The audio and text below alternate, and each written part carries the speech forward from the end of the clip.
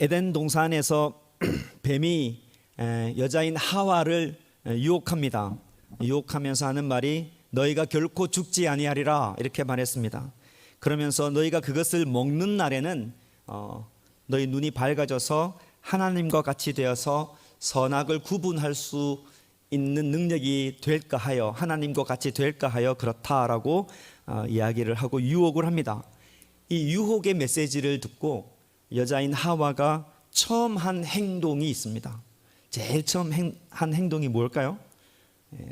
나무를 보았다는 겁니다. 나무를 본즉 그 동사가 나옵니다. 타락의 시작이 눈으로 보는 것부터 시작이 된다는 것을 우리가 이 장면의 모습에서 알 수가 있습니다. 그렇게 나무를 보게 되니까 이 안에 있던 욕망들이 일어났죠. 나무를 보게 되니까 먹음직하고 보암직하고 탐스럽게 보이게 되었던 겁니다.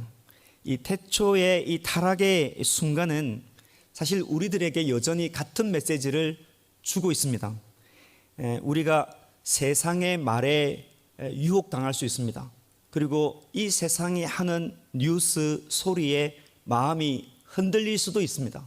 그런데 우리가 신앙에서 넘어지는 것을 가만히 보면 눈으로 봤을 때 참 많이 넘어진다는 겁니다. 눈으로 봤다는 말은 그 현장에 내가 발을 디뎠다는 것입니다.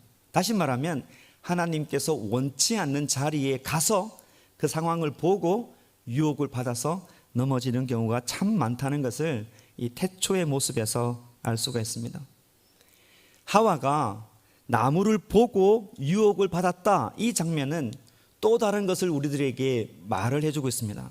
무엇을 이야기하냐면 인간에 대한 이야기를 합니다. 인간에게는 많은 속성이 있습니다. 듣기도 하고 느끼기도 하고 많은 생각하는 많은 일들이 있지만 인간에게서 그 다른 속성보다 가장 중요한 속성이 뭐냐면 보는 것이다. 보는 게 인간의 삶에서 아주 중요하다는 것을 태초의 모습에서 알 수 있습니다.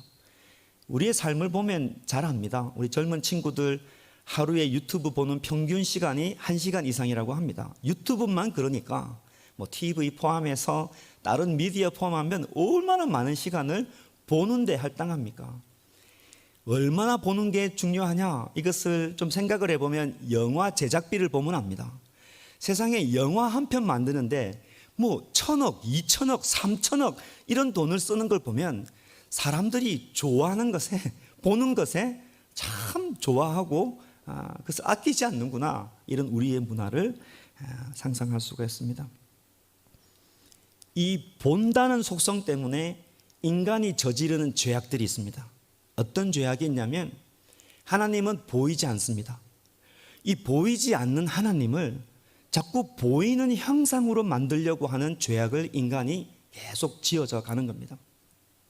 여러분이 십계명만 봐도 하나님께서 보이지 않는 하나님을 어떤 형상이든지 보이는 하나님으로 만드는 이 우상화하는 것을 하나님께서 엄격하게 금하고 있습니다.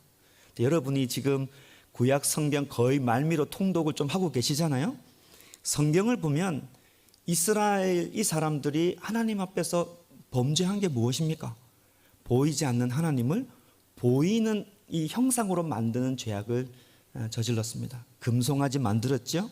뿐만 아니라 보이지 않는 하나님을 믿는 것보다 보이는 저 이방신들, 내 손으로 만질 수 있고 내 손으로 조각할 수 있는 바알, 아세라, 이런 이방신들이 하나님보다 더 월등하고 더 효율적으로 보이기 때문에 많은 사람들이 하나님보다 이방신을 그 보인다는 이유 때문에 선택한 죄악들을 우리가 볼 수 있습니다. 현대로 넘어와서 이 보인다는 것이 너무 강력하기 때문에 우리의 이 예배에도 보이는 게 참 중요하다, 그런 생각을 합니다. 현대 예배에서 보여주는 게 참 중요합니다. 이게 무슨 말인고 하니, 여러분 웬만한 교회를 가보면 세상의 일반 공연장의 무대보다 뛰어나다는 것을 아시죠? 교회의 음향시설, 교회의 미디어 시설은 대단합니다. 그 보여주는 게 교회 안에 많이 들어와 있습니다. 제가 처음 이 그레이스 교회에 너무 교회가 아름답잖아요. 하나님께서 이런 교회를 주신 게 너무 감사합니다. 이 교회에 처음 딱 들어왔을 때 깜짝 놀랐던 게 뭐냐면 미디어 시설이 없어요. 프로젝트 없지요. 그리고 뒤에 우리가 흔히 보는 양쪽에 TV 2대는 있어야 되잖아요. TV도 없고요. 더 놀라운 것은 뒤에 벽시계가 없습니다. 예배를 드릴 때 시간에 구애받지 않고 또 이런 미디어 시설에 대한 나름대로 이 교회에 철학이 있지 않을까 생각이 듭니다. 찬반을 떠나서 제가 놀랬다는 뜻이 뭡니까? 뭔가 보여주는 사역에 대해서 저도 참 익숙하다는 겁니다. 사역을 하면서 뭔가 보여줘야지 하는 그런 마음이 저도 제 가운데 있다는 것을 발견하게 됩니다. 그래서 지난주 설교를 조금 이렇게 리뷰를 해보면 예수님의 제자들 뿐만 아니라 그 옆에 있는 친족들도 똑같은 말을 했습니다. 무슨 말을 했습니까? 예수님, 은밀하게 사역하지 마시고 보여주세요. 좀 큰 일을 하시는 사람이 숨어서 어떻게 이런 일을 합니까? 이제 곧 초막절이 오니까 예루살렘으로 올라가셔서 엄청난 유대 사람들이 모여드는 곳에서 이적을 행하시고 기적을 행하시고 비주얼하게 생동감 있게 뭔가를 보여주셔서 이 사람들을 당신의 사람으로 만들어주세요라고 이야기했던 것 아니겠습니까? 알고 보면 이 형제들이 잘못한 것 아닙니다. 우리들도 대부분 그래요. 여러분들이 남들에게 조언하는 내용을 가만히 돌이켜보세요. 다 보는 내용입니다. 좋은 남자를 만나라, 좋은 여자를 만나라, 좋은 대학 들어가라, 좋은 직장 가져야 된다는 것들이 우리의 삶에 보여지는 것에 대한 조언들이 굉장히 많습니다. 왜냐하면 실제로 우리가 살아가는 세상에서는 보여지는 게 너무 중요하고 보여지는 것 때문에 판단받고 보여지는 것 때문에 권세를 얻어가기 때문입니다. 그런데 우리가 좀 주목해 볼 것은 예수님은 그런 방법을 취하지 않으셨다는 것입니다. 적어도 믿음의 세상, 이 세상이 아니라 믿음의 영역에 있어서는 보이는 것으로 다 해결이 되지 않는다는 것을 오늘 본문을 통해서 조금 발견할 수가 있습니다. 예수님은 자신의 때가 이르지 않았다고 말씀하시면서 친족들이, 형제들이 드러나서 은밀하게 말고 드러내서 당신의 사역을 하십시오라고 했지만 이 말씀을 이렇게 읽어보면 예수님은 그 형제들을 먼저 예루살렘으로 보내고 혼자서 은밀하게 예루살렘에 올라갔다라고 10절에 나와 있습니다. 10절 말씀해 보니까 나타내지 않고 은밀히 가셨다라고 되어 있습니다. 그런데 14절에 가보면 초막절 중간쯤에 성전에서 예수님께서 말씀을 가르치셨다라고 되어 있습니다. 그러니까 은밀히 가셨지만은 결국 자신을 드러낸 것이죠. 조용히 가셨는데 성전 한복판에서 당신 자신을 드러내셨습니다. 그리고 14절부터 오늘 우리가 읽은 23절까지 쭉 24절까지 이 말씀을 보면 유대인들과 계속 변론하는 장면이 나옵니다. 그러면서 이 변론의 결론 말씀이 어디냐면 24절 말씀이 됩니다. 24절 말씀에 보니까 어떻게 되어 있냐면 외모로 판단하지 말고 공의롭게 판단하라. 그래서 오늘은 예수님께서 왜 이런 말씀을 하시게 되었는지 그 배경을 좀 추적하면서 보이는 것이 참 중요하게 여기지는 우리의 믿음 생활에 어떤 말씀을 하시는지 좀 살펴보고자 합니다. 본문으로 돌아가겠습니다. 늘 그렇듯이 본문을 보시면서 잘 따라오면 좋겠습니다. 10절 말씀에 보니까 예수님께서 예루살렘에 도착하셨습니다. 아무도 모르게 은밀하게 오셨습니다. 정말 조용하게 아무도 알지 못하는 방법으로 오셨습니다. 11절에 보면 그렇게 은밀하게 몰래 오셨음에도 불구하고 유대인들이 예수님을 찾습니다. 요한복음에서 유대인이라고 말하는 것은 종교 지도자들을 다 지칭한다고 이야기했죠. 종교 지도자들이 예수님께서 은밀하게 오셨지만은 분명히 이 초막절에 예수가 왔을 것이라고 확신하면서 그 예수를 찾으려고 혈안이 되어 있었습니다. 그래서 막 수소문하는 거예요. 그렇게 되었을 때 12절에 보면 이 예수에 대해서 사람들이 수근수근거리기 시작합니다. 어떤 사람은 예수님을 향하여서 He's a good man, 참 좋은 사람이다. 또 어떤 사람은 이 예수를 향하여서 우리를 미혹하는 사람이다 라고 각기 나름대로 판단합니다. 근데 13절에 와보면 우리가 눈여겨볼 것이 있는데, 많은 일반 유대인들이 예수님에 대해서 각자의 생각을 가지고 수군거리지만, 이 표현이 어떤 표현이 있냐면 유대인들을 두려워하였다라는 표현이 있습니다. 여기 유대인들이라는 것은 종교 지도자들을 말합니다. 이 사람들을 두려워했다는 것이죠. 그 말은, 종교 지도자를 두려워했다는 이 말은 일반 사람들이 아예 예수에 대해서 말도 꺼내지 못하는 상황이다. 그 상황이 굉장히 예수님께 불리한 상황이라는 것을 말씀해 주고 있는 겁니다. 그러니까 예수를 죽이려고 이 유대인들, 종교 지도자들이 작정을 하고 지금 현상금 걸어놓고 마치 추적하듯이 예수를 찾고 있는 상황입니다. 그 가운데 14절이 우리들에게 하시는 말씀이 있는 거예요. 14절에 예수님께서 성전에서 자신을 드러내시는 겁니다. 인간적인 관점에서 보면, 일반적인 우리의 생각으로 보면 나타나시면 안 되죠. 왜냐하면 자기를 죽이려고 하는 사람들이 기다리고 있는데, 그것도 성전 한복판에서 스스로 자기를 드러낸다는 사실이 굉장히 인상적입니다. 예루살렘에 꼭 오셔야 할 것 같으면 조용히 오셔서 조용히 가셨어야죠. 우리 가끔씩 연예인들이 공항 패션이라고 그래가지고 우리 공항에서 연예인들이 막 찍힐 때 있잖아요.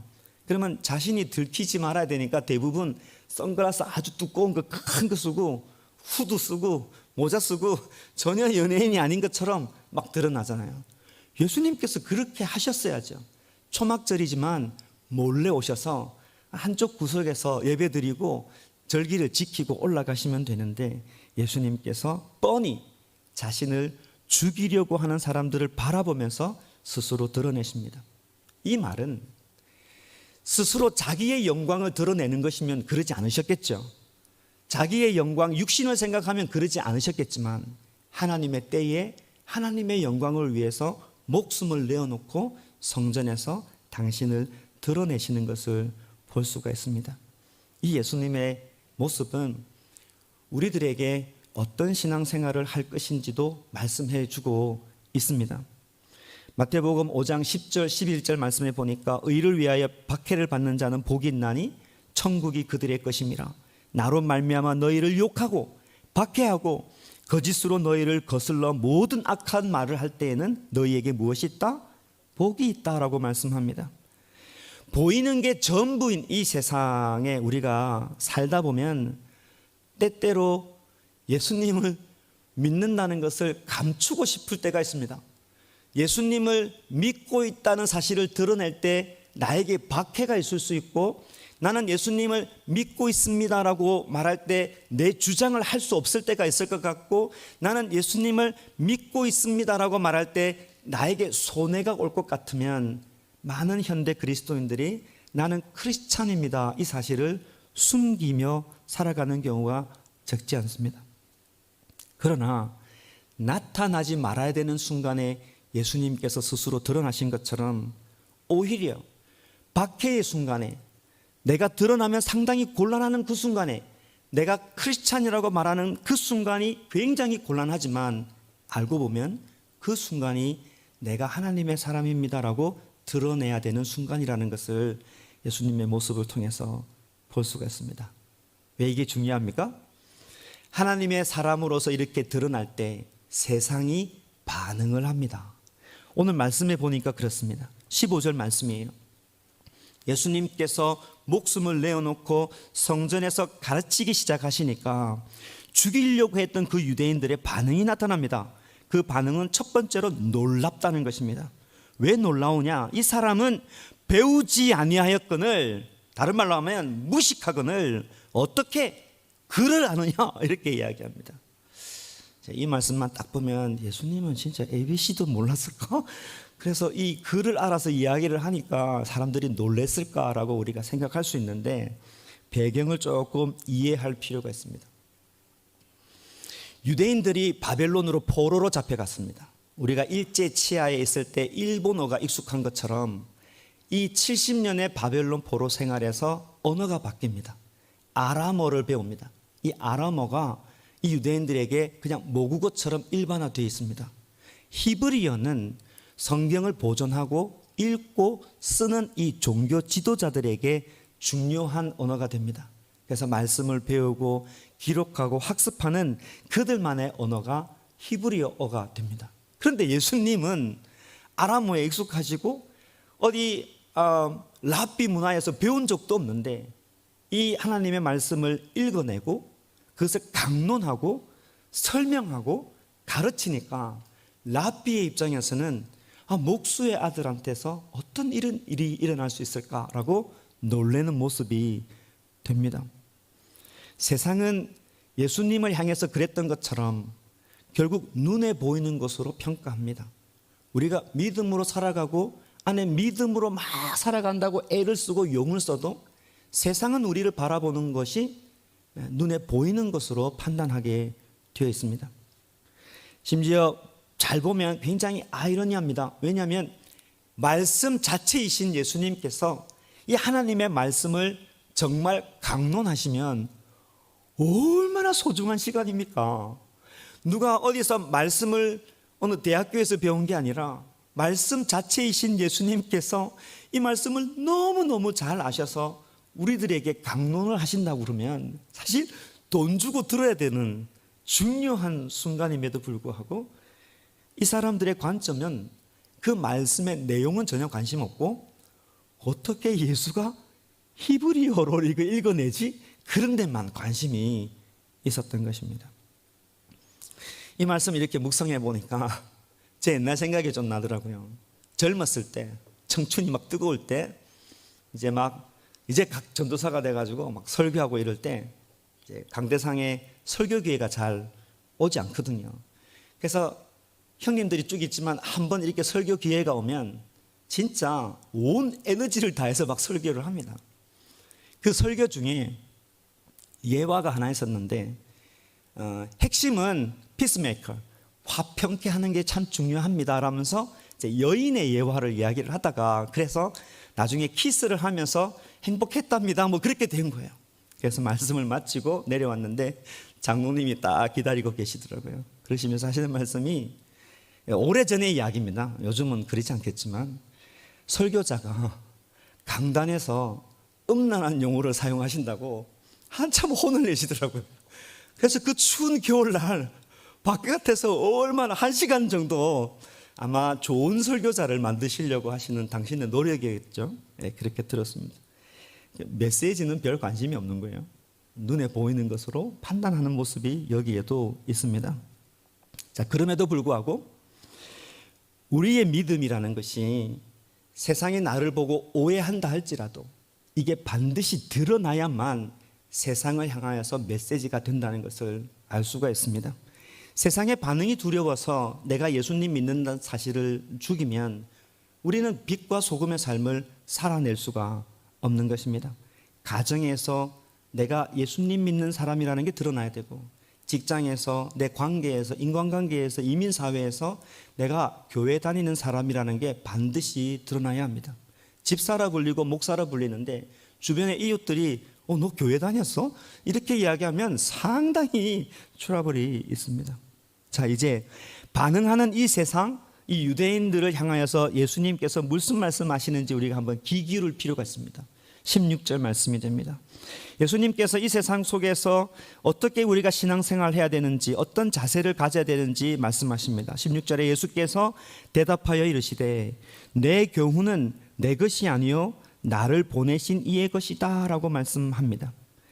내가 나의 말을 이야기할 때 이게 내 말이 아니고 나를 보내신 이의 것이다 라고 말씀을 해주고 계십니다.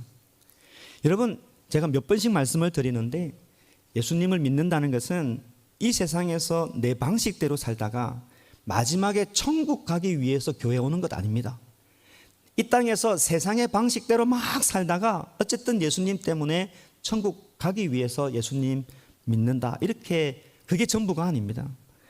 예수님을 믿게 되면 나의 구주가 되시면 삶의 질서가 바뀝니다. 이전에는 내가 주인이었다가 예수님을 구주로 영접하면 예수님이 나의 주인이 되는 것입니다. 이전에는 내 말이 내 가정에서 내 삶에서 내 법이었는데 예수님을 구주로 영접하게 되면 하나님의 말씀이 내 삶의 법이 되는 것입니다. 세상의 주인이 내가 아니라 하나님이기 때문에 이 말을 통틀어서 정리해 보면 우리는 우리에 대해서 나는 내가 주인이 아니라 보냄을 받은 사람이다라는 사실을 확실하게 알게 됩니다. 이것을 어려운 말로 청지기 의식이라고 합니다. 우리는 이 세상에 보냄을 받았다는 사실을 알고 내가 주인이 아니라 주인의 것을 지켜나가는 삶을 살아간다는 정신으로 살아갑니다. 그래서 좋을 때뿐만 아니라 삶이 빈궁하고 어렵고 처절하고 정말 너무 어두운 삶이지만 정말 하나님을 믿고 예수 그리스도를 사랑하는 사람은 그 가운데서도 철저하게 하나님의 뜻을 찾아내고 하나님의 뜻에 순종하려고 애를 쓰는 것을 볼 수가 있습니다. 예수님의 말씀을 귀담아 한번 들어보십시오. 내 교훈은 내 것이 아니요 나를 보내신 이의 것이다. 예수님도 이런 말씀을 하십니다. 천하의 주인이시고 세상을 만드시고 만물의 주인이신 이 예수님께서도 내가 하는 말이 아니라 나를 보내신 이의 것을 이야기한다라고 말합니다. 이것은 우리에게 아주 중요한 신앙의 어떤 애티튜드, 자세에 대해서 이야기합니다. 신앙이 내가 주인이 되어서는 안 됩니다. 처음부터 끝까지 나의 주인은 하나님이고 하나님만 드러내야 된다. 하나님만 나타낼 것이다. 나는 나의 것이 아니라 내 인생은 하나님의 것이다. 이런 고백이 우리 가운데 있어야 합니다. 이게 굉장히 중요한 신앙의 파운데이션입니다. 그렇지 않으면 믿는 사람에게, 하나님 말씀을 듣고 있는 사람에게 어떤 일이 일어나는지를 그 다음에 보여주고 있습니다. 하나님의 말씀이 내 손에 있음에도 불구하고 이 말씀이 하나님의 말씀이 되는 것이 아니라 내가 얼마나 위대한지, 내가 얼마나 신앙생활 잘하고 있는지, 내 신앙이 얼마나 담대한지 자랑할 수 있는 방편이 하나님의 말씀이 된다는 것입니다. 참 생각해 볼 말씀입니다. 이것을 잘 보여준 사람이 오늘 우리가 보고 있는 유대인들입니다. 당시 종교 지도자들입니다. 일반 사람들이 아닙니다. 신학교 가서 석박사를 몇 개 하신 분들입니다. 제사장들, 율법사들, 바리새인들, 서기관들입니다. 하나님 말씀을 그냥 외우는 사람들입니다. 말씀을 보고 해석하고 강론하고 그것을 사람들에게 가르치는 사람들입니다.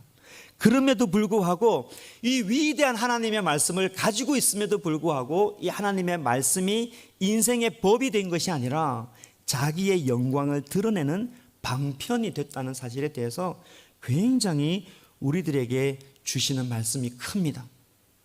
때문에 우리는 이 세상에 보냄을 받았다는 이 청지기의식, 그 겸손의 파운데이션이 튼실하지 않으면 우리의 신앙은 하나님을 믿는 신앙이라고 하면서도 결국은 자기의 영광을 구해가는 신앙이 된다, 이런 말씀입니다. 인간의 속성입니다. 인간은 보이는 것에, 보는 것에 유혹당하고 마음을 상실하기 때문에 결국은 하나님의 영광을 구하지 않으면 넘어질 수밖에 없다는 것을 보여줍니다. 무시당하면 자존심 상합니다. 나보다 더 똑똑한 사람을 보면 마음이 상합니다. 나보다 너무 잘 사는 사람을 보면 기죽습니다. 그래서 심지어 교회에 와서도 하나님의 말씀을 붙잡고 나는 그래도 신앙은 정말 잘해, 나는 이 말씀을 붙들고 얼마나 신앙생활을 잘하는지 몰라, 이 말씀이 하나님의 영광을 드러내는 게 아니라 자기의 영광을 드러내려고 쓰는 경우가 너무 많다는 것을 이 사람들을 통해서 보여주고 있습니다. 그래서 예수님께서 우리들에게 하시는 말씀이 뭐냐면 18절 말씀이 됩니다. 스스로 말하는 자는 자기 영광만 구하되 보내신 이의 영광을 구하는 자는 참되니 그 속에 뭐가 없다? 불의가 없느니라.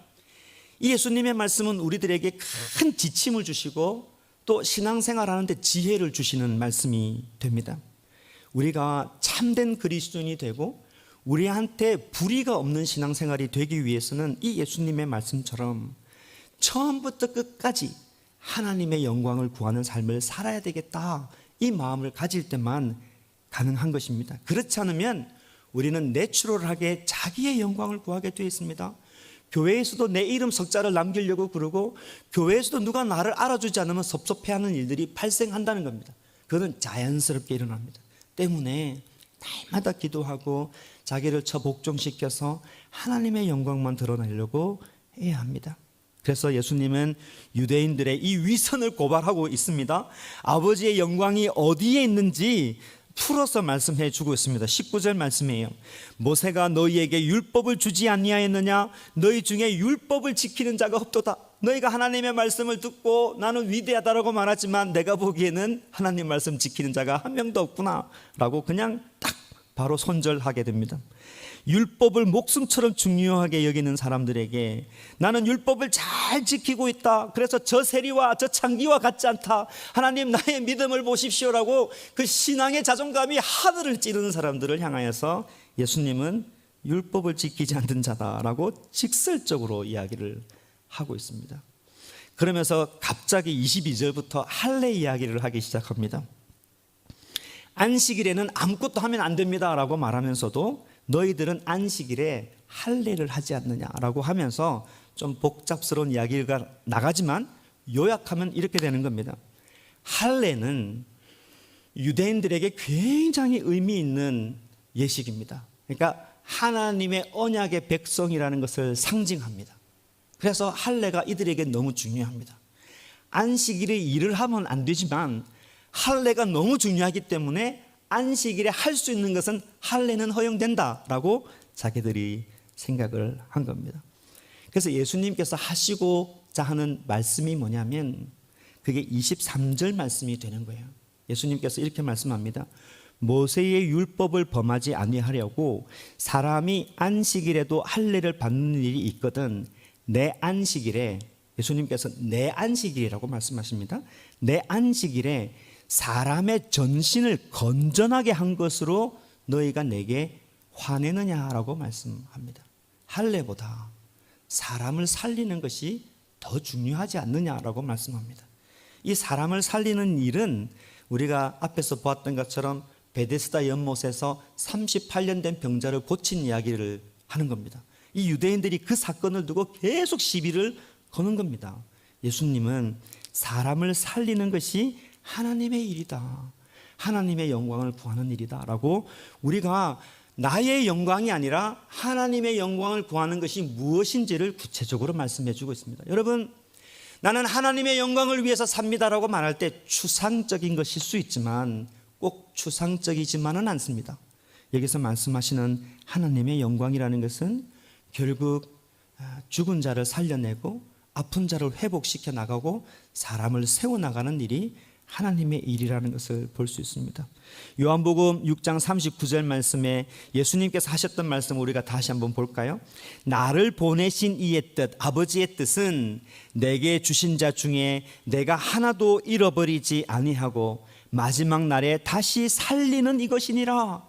우리 예수님께서 하셨습니다. 나에게 주신 아버지의 뜻은 내가 하나도 잃어버리지 아니하고 마지막 날까지 다시 살리는 이것이 아버지의 뜻이다, 아버지의 영광이다 라고 말씀해 주고 있습니다. 이제 말씀을 맺으려고 합니다. 여러분을 향한 하나님의 뜻이 있다면 하나님의 마음은 변함없이 한결같습니다. 여러분을 회복시키시고 여러분을 고치시고 여러분을 세우시고 하나님의 백성으로 만들어 가시는 것이 하나님의 일입니다. 하나님은 이 일을 위해서 태초부터 우리를 작정하셨고 예수님께서 십자가에 피 흘리셨고 성령님을 너는 내 것이라 인치져 주셨습니다. 우리를 고아와 가부처럼 가만히 내버려 두지 아니하시고 지금도 끊임없이 우리를 몰딩하시면서 세우시려고 노력하시고 사역하시는 분이 우리 하나님이십니다. 그래서 24절이 중요합니다. 외모로 판단하지 말고 공의롭게 판단하라. 쉽게 이야기하면 정신 똑바로 차리고 너를 향한 하나님의 뜻이 무엇인지 분별하라, 이런 말이 됩니다. 외모로 판단하지 마라. 이 말이 무슨 말이냐? 하나님을 향한 귀한 뜻이 있음에도 불구하고 세상의 눈에 보이는 것, 내가 사람들에게 어떻게 보여질까, 사람들이 나를 어떻게 볼까, 그런 것으로 인하여서 우리를 향한 하나님의 그 영광스러움을 훼손하지 말아라, 이런 말이 되는 것입니다.